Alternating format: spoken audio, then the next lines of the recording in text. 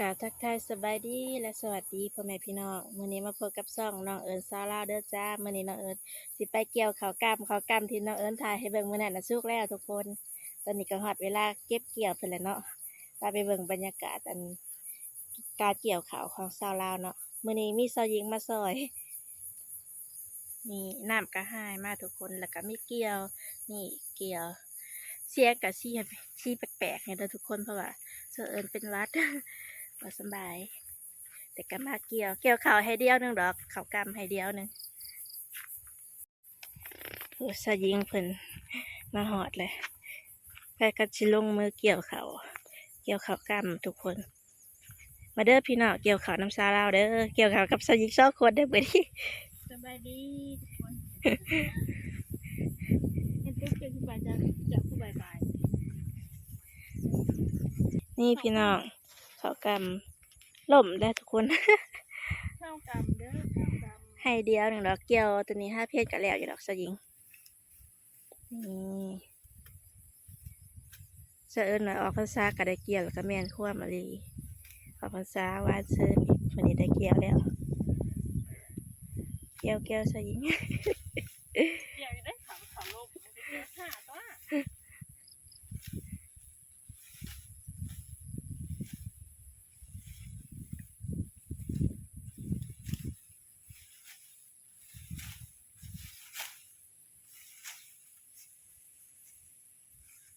บรรยากาศมื้อนี้ก็แดดชุกแต่ข้าวกล้ำเด้อทุกคนแต่ค่ะนั้นมีแต่เป็นข้าวงันเด้อยังเขียวอยู่ป้าชุกแต่ข้าวกล้ำจ้ามาเด้อทุกคนมาเกี่ยวข้าวน้ำเสะเอิญเด้อพี่น้องข้าวให้เดียวเนี่ยบ่มาบ่ทันแล้วเกี่ยวเบิดปลาเลย เดี๋ยวอันจะไปเกี่ยวข้าวกันเด้อทุกคนนี่พี่น้องเขาเกี่ยวมาได้กำหนึ่งเลย5 กะสิมัดประดับเนาะ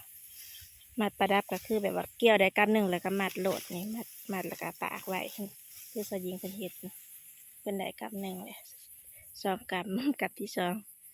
2นี่เกี่ยวแล้วเขาก็สิมามัดประดับไว้อันนี้ก็สิเอิญว่ามัดประดับเนาะ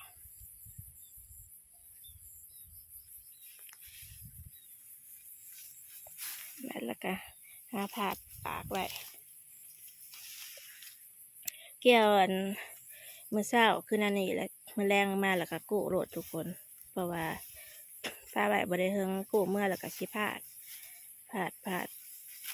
เอา เพราะว่าหน้าให้เดียวก็จะแชร์กับปั่นกับมันบ่ได้ดอกทุกคนพลาดเอาก็ได้ดอกแบบนี้เพราะว่าหน้าให้เดียวหนึ่งสิได้จักมัดเอาจะที่กระยนล้มทุกคน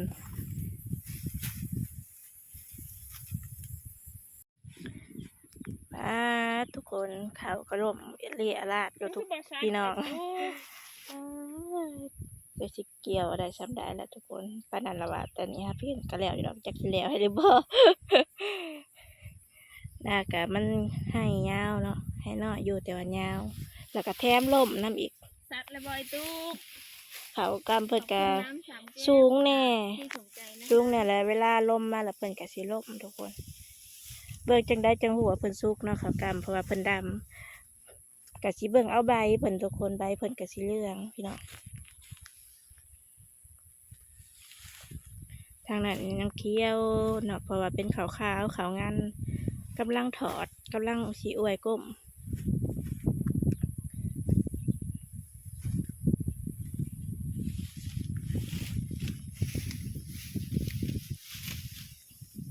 เกี่ยวกับเกี่ยวขาลมพี่น้อง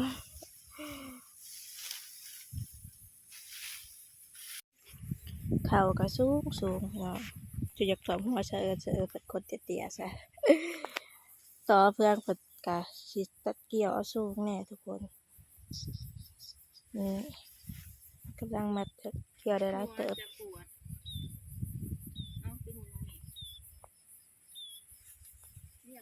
งัวกะมาผูกไว้นี่ทั้งกดน้องเนาะ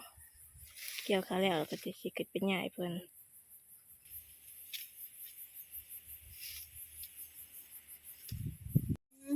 อีแม่ก็มาแล้วทุกคนเพิ่นออกมาแล้วเพิ่นออกมาแล้วเพิ่นมาส่งนาเกิดเขาเฮียนเนาะเพ ยินเสียงว่าวดูดูดูดู ยำอันหัวลมออกมาเนาะเด็กหน่อยกับเพิ่นกับฝักมาฆ่ากันเฮ็ดอันว่าวเนาะว่าว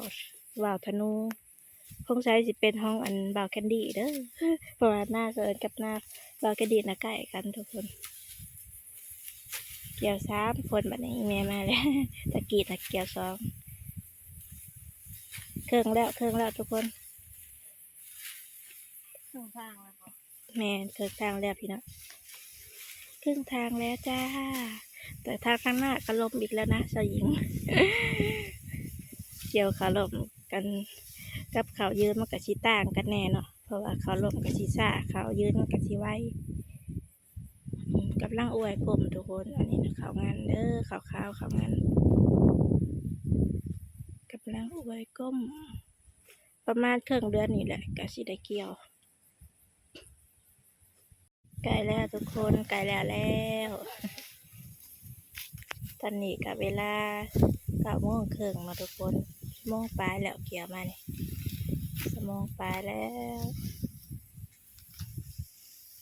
เห็นว่าสิบ่แล้วบ่ ก็ยังยาวอยู่ข้าวกล้ามนี้เฮาสิเอาอันไปหนึ่งเลยเฮาก็สิก้อยน้ำตาลกะทิใส่เนาะทุกคนเฮ็ดข้าวหวานกินกะแซ่บหรือสิเอาไปก้อยกะทิก้อยน้ำตาลแล้วก็ห่ายใส่บังคลามเฮ็ดบังคลามข้าวกล้ามเนาะบังคลามข้าวกล้ามดำปีๆกะแซ่บอยู่ทั้งในงัวก็มาผูกไว้เจ้าใกล้ๆนี่แหละเนาะพอจีเกี่ยวออกแล้วก็กู้แล้วก็สิเอางัวลงมาผูกใส่นะเพราะว่าหญ้าเป็นลายนี่เกี่ยวแล้วมัดประดับเด้อทุกคนอันนี้ก็สิเอิ้นว่าเกี่ยวได้กำหนึ่งแล้วก็สิมัดประดับไว้อันนี้สิเอิ้นว่ามัดประดับเนาะ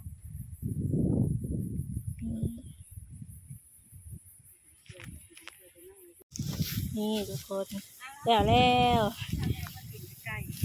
ที่แม่ว่าเกี่ยวเมื่อหายไก่มันล่มแห้งทั้งล่มนะทุกคนมันมีขี้ตมแน่น้ำมันซึมลงมาแต่หนอง มาถึงเวทตาราง เกี่ยวมาถิ่มไว้ให้ไก่เนี่ยโอ้ยลมหนาวพัดมาแหละลมพอลมออกเนาะทางลาวเฮาเชิญอากาศเปลี่ยนคนก็เริ่มเป็นหวัดเป็นไข้ทุกคนเชิญกันยังเป็น ได้บุรกรรมเมื่อถิ่มไว้อยู่ตารางให้ไก่อีเมลเมื่อแล้วทุกคนเจ้าแล้วปกบ้านเมื่ออื่นเพื่อจะคิดได้กู้เสียงว่าวเท่าดูไกลสิ เป็นบ่พี่น้องว่าวธนูห้องบ่าวแคนดี้ อะไรไปเกี่ยวอันหยา บรรยากาศท้องฟ้ามันมีหอดก้อนเมฆกับบ่ลาย นั่นคือพวกเกี่ยวจากเขา ตอนนี้ก็มาหอดเที่ยงแล้วพี่น้องแม่เพิ่นเกี่ยวเขาวขึ้นมาให้เชิญขึ้นมาให้ไก่ ถิ่มมาขึ้นมาหอดแล้วก็ถิ่มให้ไก่เพิ่นก็แล่นโผมากินโลด2 มัดหน่อย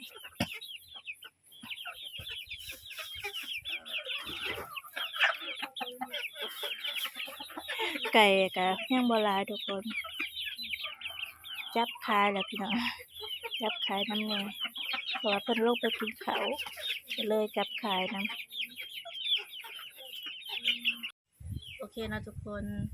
ตอนนี้ก็ขึ้นมาหอดเที่ยงแล้วเนาะก็สิได้ขอตัวจบคลิปไว้เพียงส่านี้เนาะมื้อหน้าพบกันใหม่จ้าคลิปนี้ก็บ่มีหยังหลายเนาะเกี่ยวเขากำให้หนึง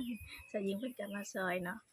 เอาเป็นว่าถ้าผู้ใดมาคลิปนี้ก็ฝากกดไลค์กดแชร์กดติดตามแล้วกดกระดิ่งก็แจ้งเตือนเนาะแล้วก็เป็นกำลังใจให้น้องเอิ้นซาร่าแล้วก็หญิงหลีซาร่าเนาะสำหรับมื้อนี้ก็สบายดีและสวัสดีจ้าบ๊ายบาย